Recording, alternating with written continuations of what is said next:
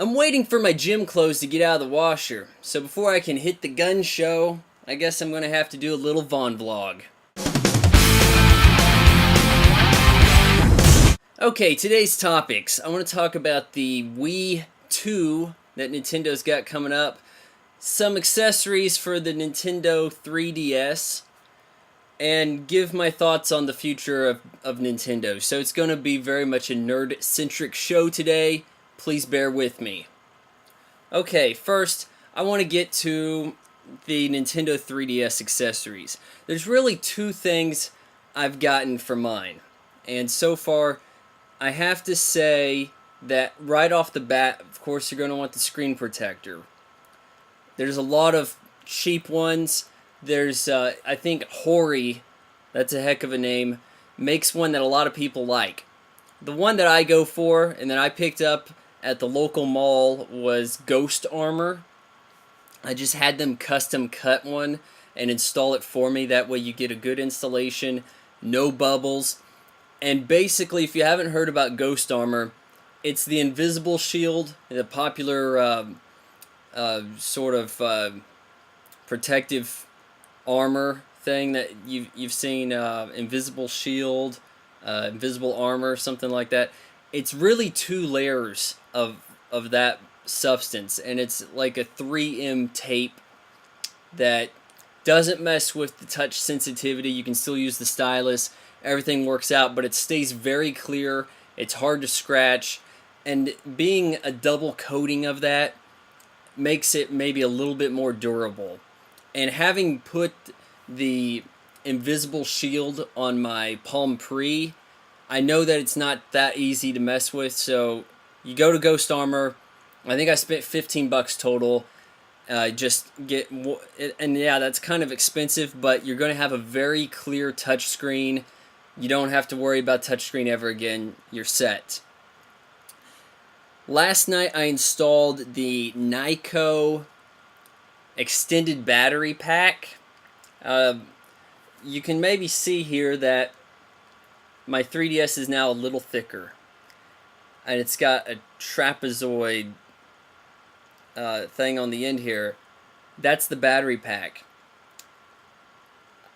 The installation on this can be a little daunting because it does involve unscrewing the hinges off the back of the 3DS. Some people may not be comfortable with that. It's actually a little easier than it appears.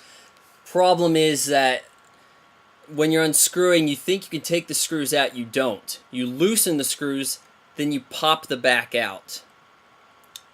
And then after that, you're able to slide in this battery, which is not just the battery, but it's also the back at the same time. I like the way the system now feels. It's slightly more ergonomic. And so before it felt like you didn't have a lot of grip. You got grip now. And they even rubberized the whole thing, so you now have a good, durable back on your system, which I really can't complain about. I haven't tried stuffing this in my pockets, which, with the back that came with it, the thing's already too thick to really go in the front pocket because people think you're really packing. And it's just a little awkward, causes too much of a stir in public. Now you got even more girth in your pockets, so you definitely want to put this in a jacket. I do like the performance, though. You have to charge it up properly first. Make sure that you've got it plugged right into the out for the volts and everything. And that's going to take a while, but you get double the life, which is going to take you to maybe about 3 hours of real solid gaming. I think it's actually supposed to be even more than that, which I was getting way less than the advertised battery life out of my stock battery from Nintendo. I was really getting like maybe a little over an hour and a half.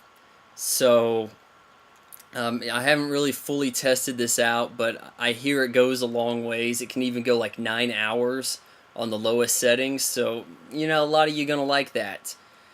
I don't think that it sits entirely flush with the system. There are some cracks down this way, and you might be concerned that some dust could get into your 3DS and compromise the system. I'm not entirely worried about it. You know, already I've done some pretty harsh things to my baby. You know, you get a new electronic and it's like, whoa, don't touch that. I don't want any fingerprints on my Xbox 360. But then after you jammed it in your pocket and you've jumped around, you've gotten in some fights and you threw people downstairs, you're not all that concerned about it. You know, it's kind of like when you're shooting guns at people and you throw the magazine on the floor. You don't go, hey, oh no, I don't want to scratch my magazine. That's the 3DS. Now, my speculation on the Wii 2. It's probably really not going to be all that great. Here's the problem with Nintendo is I think they know that they're exiting the console business. Microsoft and Sony can afford to take losses on each console sold.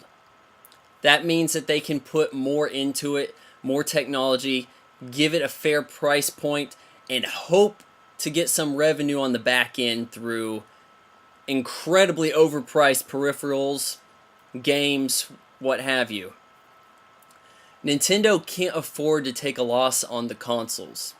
So the price has to be too high for what it is, and that was what you had with the Wii. A really high price for basically a GameCube with sensor technology. And the price stayed that way for a while, too. And they were in high demand. What difference is the Wii 2 going to make? Imagine if it's a HD Wii. Or a Wii that does 3D graphics in HD. You already get that from the competitors. You know, so what difference does that really make? I guess it's a way to force you to buy a new system to play a new Zelda and play a new Mario. If that's your bag, go for it. I'm not too terribly excited about it because I feel that Nintendo is exiting the console business.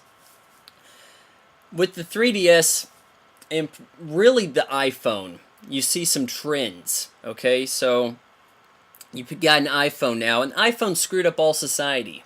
It's time for us all to deal with that. With the iPhone, movies don't make a lot of sense because people can't get lost. They have an iPhone. Your friends, you can always find them. You can get answers to anything. You got Google in your pocket. That's what the iPhone did. It gave everybody a smartphone, so now people don't have excuses. You can't really set a movie in 2008 up. You know, early 2007, iPhone's hard to come by. So you could set a movie in 2007, say it even came out, your movie's set in January of 2007, whatever. Movies set now have a high plot hole potential. You know, people are going to be like, oh, my phone's out of battery, way more often than they used to have to say that. If you got your gaming system on your person, with your 3DS, your iPhone, all your other stuff, you don't have an urge to have to go home to finally play your video games. You say, look, I've got my computer in my pocket with my phone. Why do I not have my gaming system in my pocket? When you up the power of things like the next generation portable from PlayStation, 3DS, maybe a new iPhone could have all the good next generation titles. You don't have a good reason to have to go home to finally play the games.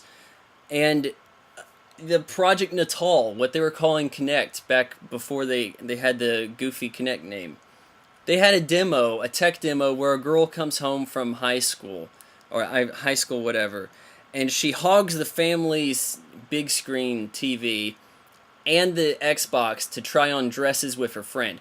First of all, girls already have iPhone, so they don't have a lot of reason to have to wait to get home to do this. But do you really want people using your gaming device for non-gaming related things? You know, like I see TVs that say, hey, get on Facebook on your TV. I'm thinking, if I'm sitting down to watch movies with my friends and they're hogging the TV to screw around with Facebook, then we have just ruined our friendship. The TV is for watching programs. You don't do things with it like that. You have computers elsewhere. If you want to interrupt my watching of Terminator 2 to screw around with Twitter, whip out your iPhone and do that. Do not pause my movie. there's going to soon be a revolution here as far as the games go. People are not going to have to pair the TV with the game systems. And people are going, I'm telling you, people are not going to be so inclined to have to go to a home theater or an established area to have to play the next big game. They're going to want to just put it in their pocket and go. People are so much more down with mobility these days. And that's my thoughts on that. So look for Nintendo, the Wii 2, whatever they're going to call it. Maybe they go with Wii 2, though. That's not, maybe it's Super Wii. You know, that's more of along the lines of Nintendo's naming scheme. That's going to be their last system. Deal with it. I would not be entirely surprised if whatever the next outing is for Microsoft and Sony is also the last from them. And how we saw the death of the typewriter just like the other day, we're soon going to see the death of console gaming as we know it. And that's all I got to say about that.